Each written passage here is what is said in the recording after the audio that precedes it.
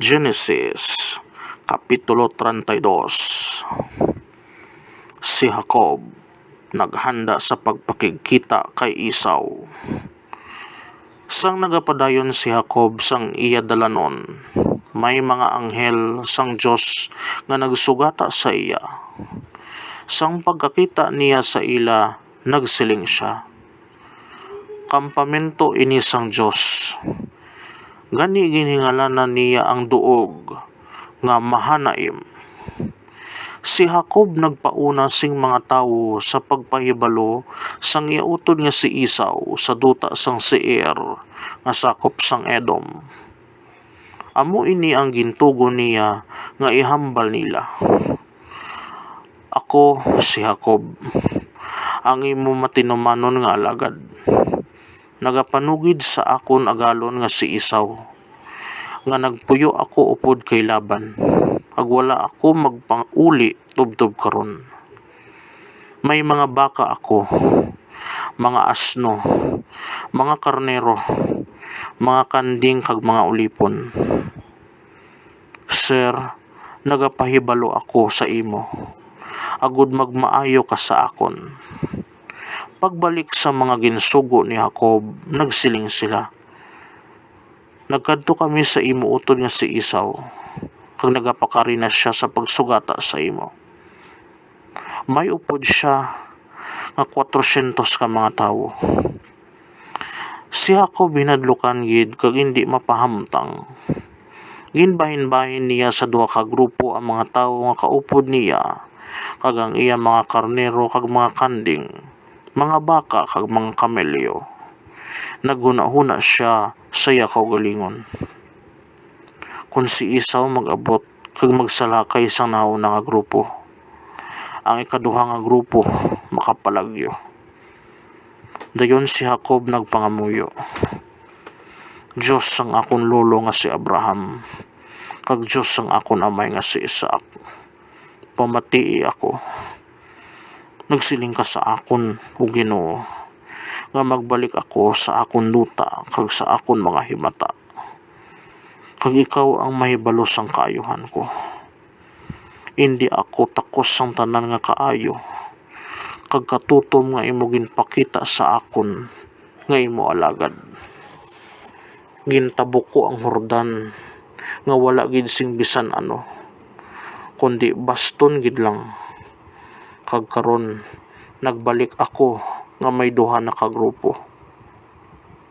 Ginapangamuyo ko, luwasa ako sa gahom sang akon utod nga si Esau. Nahadlok ako nga basi nagakari siya sa pagsalakay sa amon, sa pagpamatay sa amon tanan, bisan pa sa mga babayi kag sa mga kabataan. Dumduma ang imo ginsaad, nga magahimo ka sa akon sing maayo, kag magahatag ka sa akon sing mga kaliwat nga hindi maisip. Manginsubong sila kadamo sang balas sa baybayon."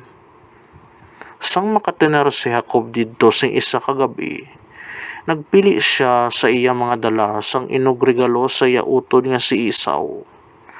200 ka babayi nga kanding, kag 20 ka lalaki nga kanding, 200 ka babayi nga karnero, kag 20 ka lalaki nga karnero, 30 ka gatasan nga kamelyo nga upod ang ila tinday, 40 ka baka nga babayi, 10 ka baka nga toro, 20 ka asna kag 10 ka asno.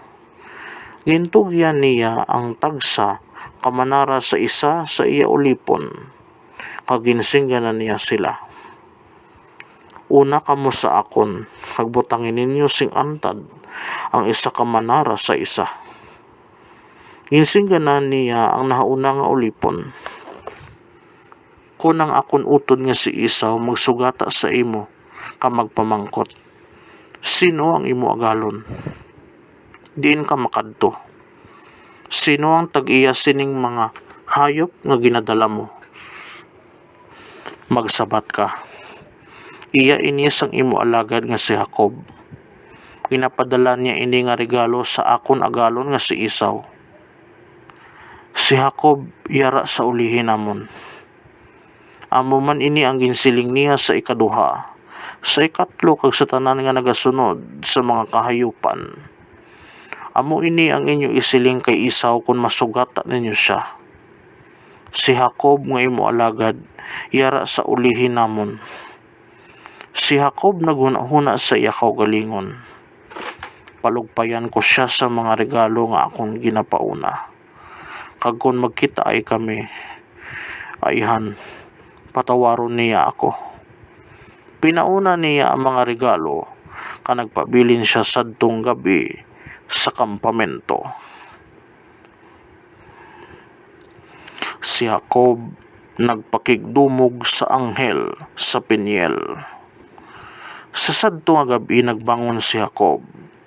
Gindala niya ang duha niya kaasawa, ang iya duha ka babayi, ang iya 11 ka mga kabataan, ka nagtabok sa talabukan sang suba sang habok. Sang mapatabok na niya sila, ginpatabok man niya ang tanan niya nga mga pagkabutang. Gani nabilin siya nga isahanon lang.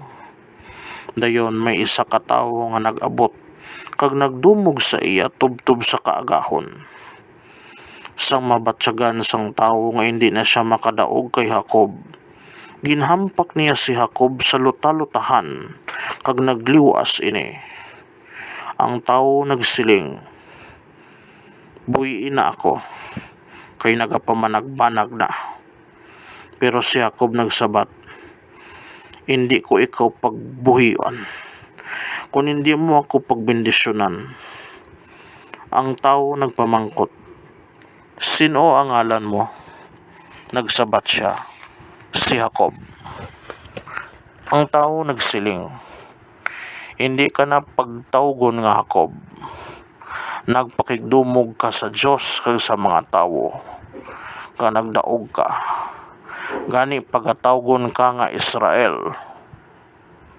Si Jacob nagsiling, kung mahimo, sugiri ako sang imong ngalan. Pero nagsabat siya, nga ginapamangkot mo ang akon ngalan. Dayon ginbendisyon na niya si Jacob.